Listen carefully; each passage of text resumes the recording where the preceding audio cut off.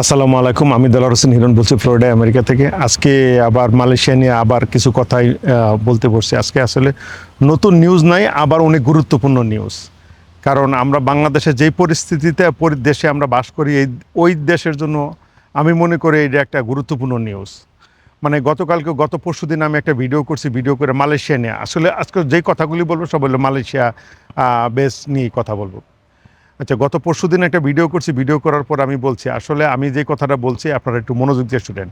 যেহেতু বাংলাদেশ গভর্নমেন্ট চেষ্টা করতেছে, গত 2025 সালে এটা ওপেন ছিল ইসের কারণে, এজেন্সি নির্বাচনের কারণে কিন্তু বাংলাদেশ থেকে কিন্তু মালয়েশিয়া শ্রমিক রিক্রুট করতে পারে নাই।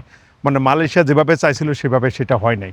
যাই হোক, তত্ত্বাবধায়ক সরকারের আমলে অনেক চেষ্টা করছে, চেষ্টা করার পরও কিভাবে করছে, কারণ ওই যে এজেন্সির যে একটা সিন্ডিকেটটা ভাঙতে পারে নাই।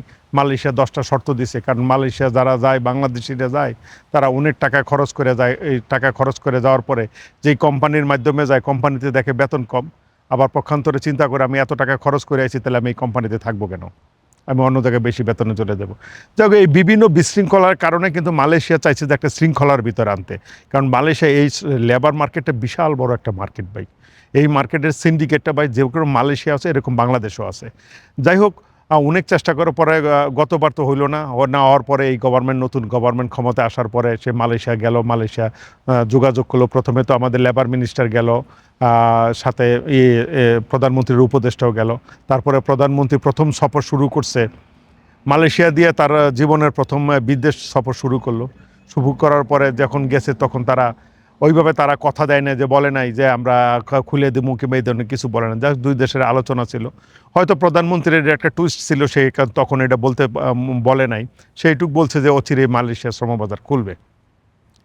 যাই হোক, তারপরে বাংলাদেশে আসলো। যেটা সত্যি কথা বলতে কি, আমিও ব্যক্তিগতভাবে বিশ্বাস করি না যে মালয়েশিয়ার শ্রমবাজারটা এই সরকার খুলতে পারবে। কারণ যেটা একবার বন্ধ হয়ে যায় এটা কয়েক বছর ছাড়া, কারণ অনেক বছর পরে কিন্তু মালয়েশিয়ার শ্রমবাজার খুলছে। বিস্তারিত বিবরণটা আমার কাছে নাই, আমি ভিডিওটা এত ডিপে যাব না। আমি আজকে যেই কথাটা বলতে চাই এটা সতর্কীকরণ ভিডিও। কারণ আমার কাছে কারণ আমার ভিডিও দেখেন, মিডল ইস্টে অনেক লোক আছে, তারা অলরেডি আমার মেসেজ করছে যে মেডিকেল শুরু হয়ে গেছে ভাই। এখানে মেডিকেল মানে লোক নিব, মালয়েশিয়া শ্রমিক নিব, বাংলাদেশি শ্রমিক নিব, মিডল ইস্টে মেডিকেল শুরু হয়ে গেছে। যাই হোক, সেই সব বিষয় নিয়ে একটু কথা বলবো এবং কিছু সতর্কীকরণ কথা বলবো, যার কারণে এই প্রাসঙ্গিক কথাগুলি আমার না বললেই না, এই জন্য আমি বলতেছি ভাই। যে আমাদের লেবার মিনিস্টার গতকালকেও কিন্তু কড়াভাবে বলে দিছে, একদম কঠিন ভাষায় বলে দিছে যে কোনো মেডিকেল কোনো কিছু হবে না যতক্ষণ পর্যন্ত বাংলাদেশ গভর্নমেন্ট আনুষ্ঠানিকভাবে মানে বিজ্ঞপ্তি দিবে যে মালয়েশিয়া শ্রমিক নিয়োগ হবে, এবং নিয়োগের জন্য এই লিস্টেড এজেন্সির মাধ্যমে, সেটা গভর্নমেন্ট লিস্টেড এজেন্সি হইতে হবে, এবং সেটা বাংলাদেশ গভর্নমেন্ট আনুষ্ঠানিকভাবে ঘোষণা দিবে। শুধু ওই যে একজনে বলে দিল, কারণ বাংলাদেশের রিক্রুটিং এজেন্সি লাইসেন্স করা কোনো ঘটনাই না, বা যে কোনো মানুষ করতে পারে ভাই। আর ট্রাভেল এজেন্সিরও মানে একটা নাম্বার, কারণ যেই দেশে তো বুঝে না, আমাদের এমন একটা দেশে বাস করে, এই দেশে আইন মানাটাই হলো অন্যায়, আর যে আইন মান্য চলে সেই হলো অপরাধ করে। যাই হোক, সেই পরিপ্রেক্ষিতে আমি কথাটা বলতে চাই, কারণ বাংলাদেশ হলো এমন একটা দেশ বা যে দেশে মানে প্রতারণা করার একটা প্রতিযোগিতা লেগে গেছে।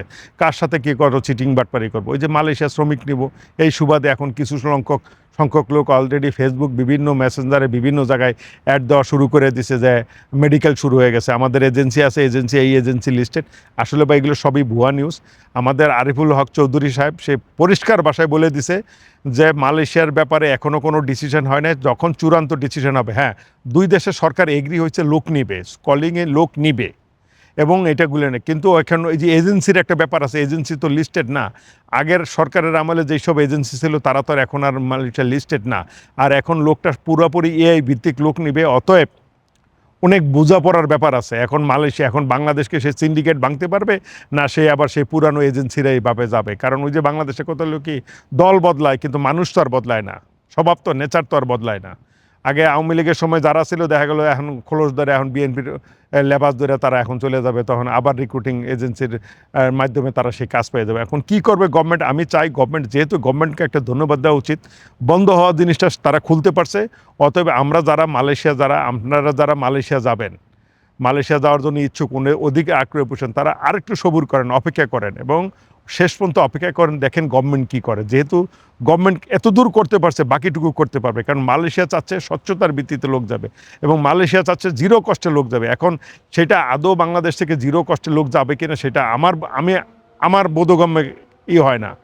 কারণ এটাও আমি বুঝতে পারি না যে মালয়েশিয়াতে আদৌ যাবে কি না, কিংবা বাংলাদেশ গভর্নমেন্ট আমাদের নতুন গভর্নমেন্ট যেভাবে দেশটারে গুছায় আনতেছে তা বোঝা যায়। কারণ রেমিটেন্সের উপরে সে কিন্তু প্রচুর পরিমাণে একটা ফোকাস দিছে, মানে বোঝা যাইতেছে, সে ডাইরেক্ট না বললেও তার কাজকর্মে বোঝা যাইতেছে যে রেমিটেন্সের উপরে তার পূর্ণাঙ্গ ফোকাস আছে। আর সরকার পারে না এমন কোনো কাজ নাই। যেমন একটা কথা আছে না, পুলিশ পারে না এমন কোনো কাজ নাই।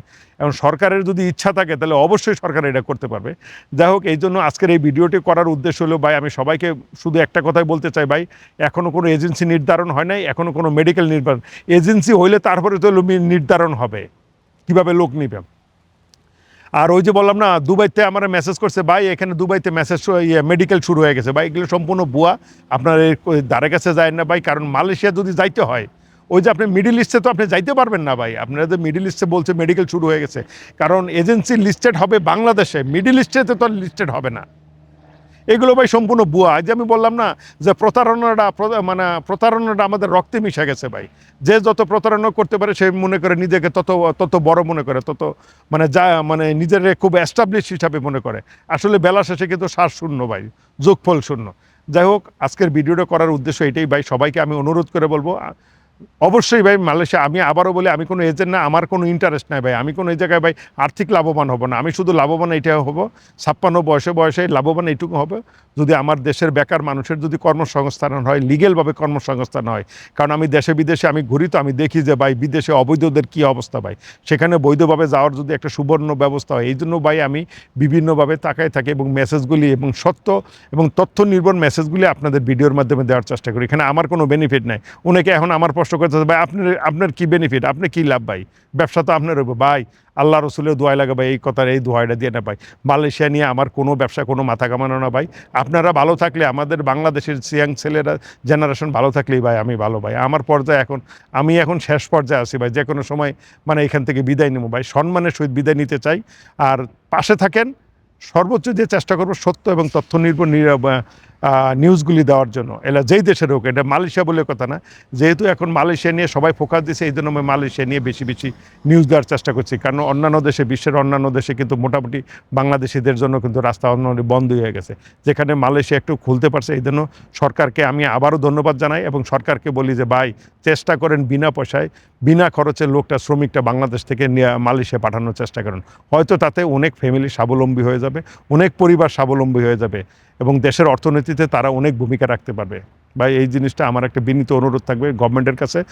আর আমার যারা ভিউয়ার আছেন তাদের সবাইকে বলবো ভাই, ভিডিওটা নিজেও দেখেন, আরেকজনকে শেয়ার করেন। শেয়ার না করলে অ্যাটলিস্ট বলে দিয়ে যে ভাই, মালয়েশিয়া নিয়ে এটাই অথেন্টিক নিউজ। মালয়েশিয়া নিয়ে এখনও কোনো বাংলাদেশের এজেন্সি নির্দিষ্ট হয় নাই এবং কোনো মেডিকেলও শুরু হয় নাই।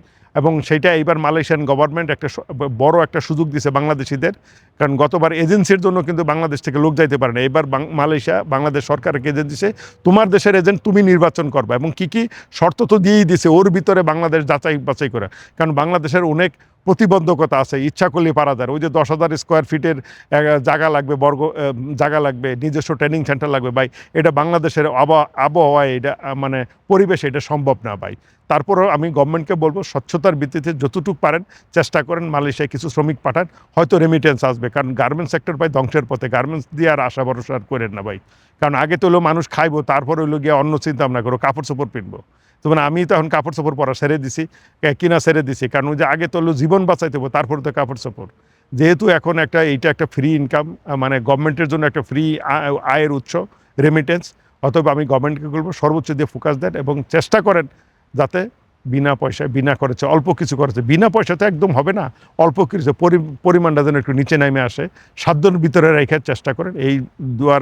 এই কথা বলে আজকের ভিডিওটি শেষ করছি। এবং সবাইকে আবারও বলি, ভিডিও শেষ করার আগে ভাই, এখনও কোনো মেডিকেল শুরু হয়নি। আর দুবাইতে যারা চিন্তা ভাবনা করতেছেন ভাই, বুনক্ষর ভাই, এই প্রতারক চক্রের রাতে পা দিয়ে না ভাই।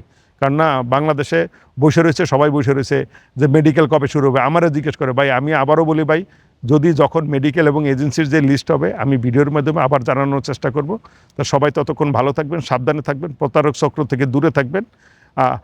ইনশাল্লাহ ভালো কিছু ইনশাল্লাহ হবে। Think positive, do positive. আল্লাহ হাফেজ।